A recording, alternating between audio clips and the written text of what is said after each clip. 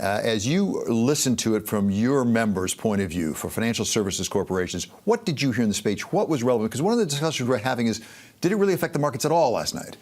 Well, I think a number of things. First of all, President Trump had a good night. And I think from a market standpoint, and when you're the leader of a large institution, to see him be presidential, stay on script and come across in a way that was orderly and coherent, sequential, and really in many ways inspirational, I think it was a good night for Donald Trump.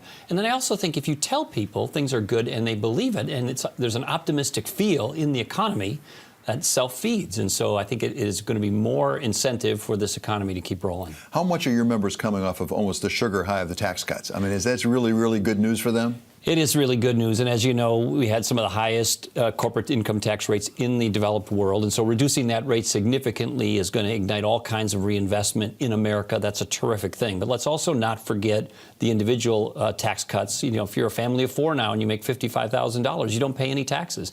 90% of the individual filers are going to be able to file their tax returns on one page. That's simplification. And other people above, of course, $50,000 are going to get some cuts as well. So overall, it's a very good bill. And the president reminded us of some of that last night, as I recall. Yeah. But the president went into this really saying we have to reach across the aisle. He has to reach across the aisle on things like infrastructure, immigration, things like that.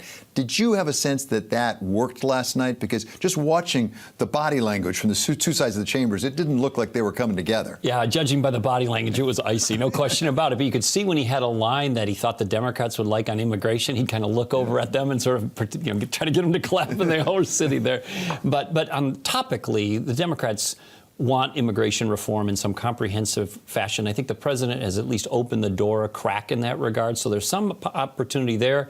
And I would point out infrastructure as well. We are so behind as a country on infrastructure, but of course, some people in my own party don't want to pay for it. Yeah, exactly. So there's only so far you can go with public-private partnerships. At some level, you got to find the funding.